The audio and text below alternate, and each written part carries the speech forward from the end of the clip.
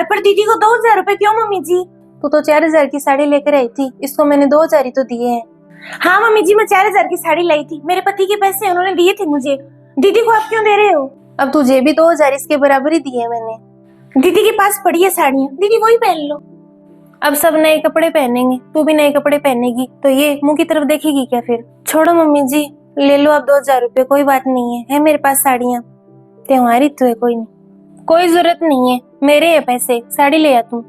दीदी ये 2000 मुझे दो। वैसे भी मम्मी जी, जेठ जी की दवाइयों का खर्चा बहुत ज्यादा लग रहा है, 4 महीने से तो वो बिस्तर पर है। पिछले 4 महीने से मम्मी जी बिजली का बिल हो गया, राशन का सामान हो गया सारा, पानी का बिल आता है, कितना घर में नया सामान आया है। दीदी आपके साड़ी पहननी जरूरी है क्या? 2000 कितने होते हैं? 2 वीक की सब्जी आ जाए। मुझे दे दो ये 2000 रुपए आप। सही कह रही है, खर्चा लगता है तुम्हारा, काम आ जाएंगे।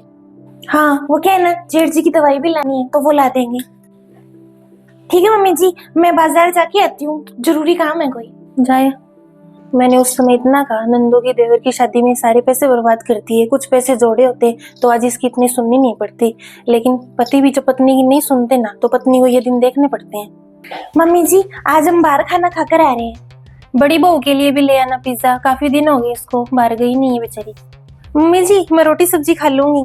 मम्मी जी जेठ जी ने कभी दीदी को पिज्जा खिलाया ही नहीं, ना कभी उन्हें होटल में लेकर गए, तो क्यों गंदी आदत डाल रही होती थी? क्या जरूरत है? आप जेठ जी का ध्यान रखो और थोड़ी मेहनत आप भी कर लो कमाने में। अब वो तो क्या पता मम्मी उठेंगे या नहीं उठेंगे, 4 महीने तो हो गए।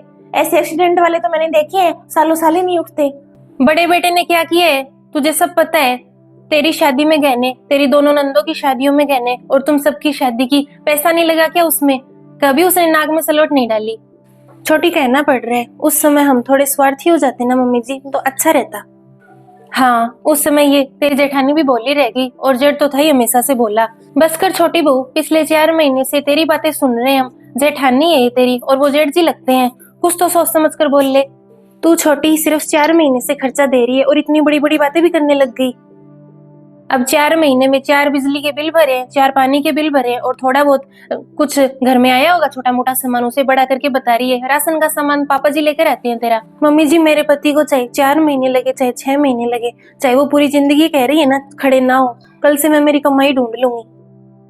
छोटी जानबूझ कर की गलती नहीं है, एक्सीडेंट है, वो किसी का भी हो सकता है, और परिवार ही मुसीबत में काम आता है, उम्मीद भी उन्हीं से की जाती है। मम्मी जी आगे से ऐसा नहीं होगा। सॉरी दीदी।